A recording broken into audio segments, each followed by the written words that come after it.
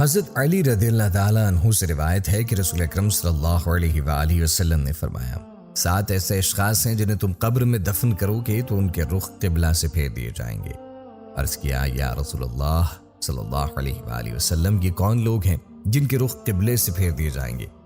حضور صلی اللہ علیہ وآلہ وسلم نے ارشاد فرمایا، پہلا شارب الخمر یعنی شراب پینے والا، شراب پلانے والا، شراب بیچنے والا، شراب خریدنے والا یا شراب کو منتقل کرنے والا۔ ان سب پر اللہ کے رسول صلی اللہ علیہ وآلہ وسلم نے لعنت بھیجی ہے۔ ایک روایت میں آتا ہے، شراب پینے والا بت پوجنے والے کی طرح ہے۔ شرابی جب مرتا ہے اسے مرتے وقت کلمہ نصیب نہیں ہوتا، اور دوسرا یہ کہ اس کا قبلے سے رخ پھیر دیا جاتا ہے۔ دوسرا انسانوں کی خرید و فروخت کرنے والا، یعنی وہ افراد جو انسانی اعضاء یا مکمل انسان کی خرید و فروخت کریں، اس کا رخ بھی مرنے کے بعد قبر میں قبلہ سے پھیر دیا جاتا ہے۔ تیسرا جھوٹی گواہی دینے والا۔ چوتھا سود کھانے والا۔ سود دینا، سود لینا اور سود کھانا، یہ سب اس میں شامل ہیں۔ سودی لین دین کے گناہ کے 70 درجے ہیں، اور سب سے کم درجہ اپنی ماں سے زنا کرنے کے برابر ہے۔ ایسا شخص جو سودی لین دین کرتا ہو، موت کے بعد قبر میں اس کا رخ بھی قبلے سے پھیر دیا جائے گا۔ 5واں عمل، کسی کی فوتگی پر نوحے کرنے والی عورت۔ آنکھوں کا غم اور دل کا غم اللہ کی طرف سے ہے، لیکن ہاتھوں کا اور زبان کا غم شیطان کی طرف سے ہے۔ ایک روایت میں آیا ہے جس کا مفہوم ہے کہ جس نے گریبان اونچے، اپنے منہ پہ تھپڑ مارے اور جاہلوں جیسی باتیں کی، اس سے ہمارا کوئی تعلق نہیں۔ اسی لیے جب دل غمزدہ ہو تو آنکھوں سے روئیں، اس سے شریعت نے منع نہیں کیا، لیکن واویلا کرنا اور الٹی سیدھی باتیں کرنا یہ کفریہ کلمات ہیں۔ اسی لیے فرمایا، نوحے کرنے والی عورت جب قبر میں دفن ہوگی تو اس کا رخ بھی قبلے سے پھیر دیا جائے گا۔ 6، جو شخص ذخیرہ اندوزی کرتا ہے۔ ذخیرہ اندوز انسانوں کی خوراک اور جانوروں کے چارے وغیرہ کو کہتے ہیں۔ شریعت نے اسے منع فرمایا ہے۔ حضور علیہ الصلوۃ والسلام نے ارشاد فرمایا کہ جس شخص نے 40 دن تک ذخیرہ اندوزی کی، اسے 40,000 سال تک جہنم کی آگ میں جلائیں گے۔ تو ایسے افراد جو ذخیرہ اندوزی کرتے ہیں، ان کے رخ بھی قبر میں قبلے سے پھیر دیے جائیں گے۔ 7واں، جو شخص نماز تو پڑھتا ہے مگر جماعت سے نہیں پڑھتا۔ ہمیں چاہیے کہ ہم رو رو کر اللہ سے دعا مانگیں اور گناہوں سے توبہ کر لیں۔ ناظرین کرام، اس کے ساتھ ساتھ آپ کو بتاتے چلیں کہ انبیاء کرام علیہ السلام رونے کو نبوت کے وقار کے منافی نہیں سمجھتے تھے۔ حضرت داؤد علیہ السلام خدا کے حضور میں بے تحاشا روتے اور فرماتے، میرا سر آنسوؤں سے لبریز اور میری آنکھیں آنسوؤں کا فوارہ ہیں۔ ہمارے نبی حضور اقدس صلی اللہ علیہ وآلہ وسلم نے امت کو اللہ کی محبت اور آخرت کے خوف سے رونے کی تعلیم دی۔ حضور صلی اللہ علیہ وآلہ وسلم کی زندگی میں کوئی ایسا وقت نہیں گزرا جس میں آپ روئے نہ ہو۔ رونے کے فضائل پر کئی حدیثیں وارد ہوئیں۔ حضرت ابن مسعود رضی اللہ تعالیٰ عنہ حضور اکرم صلی اللہ علیہ وآلہ وسلم سے نقل کرتے ہیں، جس کا مفہوم ہے کہ آپ صلی اللہ علیہ وآلہ وسلم نے فرمایا، جس مومن بندے کی آنکھوں سے خدا کے خوف سے آنسو بہ پڑیں، چاہے وہ مکھی کے سر کے برابر ہی کیوں نہ ہو، وہ رخسار تک جا پہنچے، اللہ تعالیٰ اس پر دوزخ کو حرام کر دیتا ہے۔ ایک دوسری حدیث میں حضرت عبداللہ رضی اللہ تعالیٰ عنہ روایت کرتے ہیں کہ حضور اقدس صلی اللہ علیہ وآلہ وسلم دعا کیا کرتے تھے، اے اللہ مجھ کو ایسی 2 آنکھیں عطا فرما جو آپ کے خوف سے خوب رونے والی ہوں اور خشیت کے الہی کے آنسو سے قلب کو شفا دینے والی ہوں۔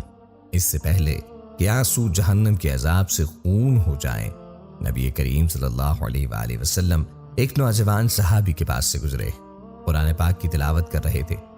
وہ یہ آیت تلاوت کر رہے تھے جس کا ترجمہ و مفہوم ہے، پھر جب آسمان پھٹ جائے تو وہ سرخ چمڑی کی طرح گلابی ہو جائے گا۔ یہ آیت پڑھ کر وہ صحابی ٹھہر گئے اور ان کے رونگٹے کھڑے ہو گئے اور آنسو بہاتے دم گھٹنے لگا، روتے جاتے اور کہتے جاتے، ہائے اس دن میرا کیا بنے گا جس دن آسمان پھٹ جائے گا۔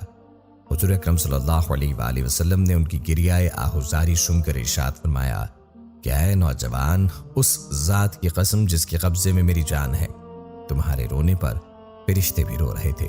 آج ایسی تلاوت کو ہمارے کان ترس گئے ہیں جو جذبات میں تلاطم برپا کر دے، جسے سن کر دل کانپ جائے اور آنکھیں بہہ پڑے۔ حضرت صلی اللہ علیہ وآلہ وسلم کا ارشاد پاک ہے، قیامت کے دن 3 آنکھوں کے سوا ہر آنکھ روتی ہوگی، اور وہ یہ ہے، ایک وہ آنکھ جو اللہ کے خوف سے روتی ہے، دوسری وہ آنکھ جو اللہ کے حرام کردہ مقام سے بچتی رہی، اور تیسری وہ آگ جس نے فی سبیل اللہ پہرا دیا اور جاگتے رہی۔ ایک شخص نے حضور علیہ الصلوۃ والسلام کی بارگاہ میں حاضر ہو کر عرض کی، یا رسول اللہ صلی اللہ علیہ وآلہ وسلم، میں کس چیز کے ذریعے جہنم سے نجات پا سکتا ہوں؟ فرمایا، اپنی آنکھوں کے آنسوؤں سے۔ عرض کی، میں اپنی آنکھوں کے آنسوؤں کے ذریعے جہنم سے نجات کیسے پاؤں گا؟ فرمایا، ان دونوں کے آنسوؤں کو اللہ عز و جل کے خوف سے بہاؤ، کیونکہ جو آنکھ اللہ عز و جل کے خوف سے روئے اسے جہنم کا عذاب نہ ہوگا۔ حضرت علی رضی اللہ تعالیٰ عنہ فرماتے ہیں کہ رونا 3 طرح کا ہوتا ہے: اللہ کے عذاب کے خوف سے، اللہ کی ناراضگی کے خطرے سے، اللہ کی جدائی کے ڈر سے۔ پہلا رونا گناہوں کے کفارے کا ذریعہ ہے، دوسرا رونا عیبوں سے پاک ہونے کا ذریعہ ہے، اور تیسرا رونا محبوب کی رضا کے ساتھ دوستی کا نصیب ہونا ہے۔ گناہوں کے کفارے کا نتیجہ یہ ہے کہ آخرت کے عذاب سے نجات ملتی ہے۔ عیبوں کے دھل جانے کا نتیجہ جنت میں ہمیشہ کی نعمتوں کو ملنا اور اقامت ہے، اور اونچے اونچے درجات کا ملنا ہے۔ اللہ کی رضا اور دوستی کا نتیجہ یہ ہے کہ اچھی بشارتیں ملتی ہیں۔ جو شخص چاہتا ہے کہ اسے اخروی زندگی میں رونا نہ پڑے بلکہ وہ خوش و خرم زندگی کا باسی ہو، تو اسے چاہیے کہ دنیاوی زندگی میں خوف خدا کا دامن تھامے اور اس دنیا میں اپنی آنکھوں کو آنسوؤں سے تر کرے۔ حدیث پاک میں ہے کہ جس کا مفہوم ہے، حضور اکرم صلی اللہ علیہ وآلہ وسلم نے ارشاد فرمایا، جہنم کی آگ اس آنکھ پر حرام ہے جو خوف خدا میں آنسو بہاتی ہے، اور اس آنکھ پر بھی حرام ہے جو راتوں کو جاگ کر اللہ کے راستے میں پہرا دیتی ہے۔ انسانی فطرتوں اور مزاج میں جس قدر جذبات اور احساسات ہیں، ان کا اظہار زندگی کے مختلف مراحل میں ہوتا ہے۔ خوشی و غمی انسانی فطرت کے اہم جذبات ہیں، جن کا اظہار بھی خالق کائنات کے متعین حدود کے اندر عین فطرت ہے، اور پھر مفت جذبات و احساسات شدت کی منزل پر ایک دوسرے کا علاج بن جاتے ہیں۔ جیسا کہ ہنسی اور خوشی کو غم کا علاج سمجھا جاتا ہے، اسی طرح جب غم کی شدت بڑھ جاتی ہے تو آنسوؤں کا بہانا دل کا علاج بن جاتا ہے۔ غم اور اذیت آنسوؤں کے ذریعے زائل ہو جاتی ہے۔ حضرت عبد الواحد بن زید فرماتے تھے، اے بھائیوں، تم شوق خدا سے کیوں نہیں روتے؟ کیا تمہیں معلوم نہیں جو اپنے سردار کے شوق میں روئے اسے وہ اپنے دیدار سے محروم نہیں کرتا؟ بھائیوں، تم خوف جہنم سے کیوں نہیں روتے؟ کیا تمہیں معلوم نہیں جو خوف جہنم سے رویا اسے اللہ تبارک و تعالی جہنم سے پناہ عطا فرمائے گا؟ حضرت فرقت کہتے ہیں کہ میں نے کسی کتاب میں پڑھا ہے کہ جنت کے شوق میں رونے والے کے لیے اپنے رب کے سامنے خود جنت شفاعت کرتی ہے اور کہتی ہے کہ جیسے یہ میرے لیے رویا ہے اسے اسی طرح جنت میں بھی داخل فرما دے، اور جہنم بھی اس کے لیے اپنے رب سے پناہ مانگتی ہے اور کہتی ہے کہ اے رب، اسے مجھ سے پناہ عطا فرما جیسا اس نے مجھ سے پناہ مانگی، اور مجھ میں داخلے کے خوف سے رو پڑا۔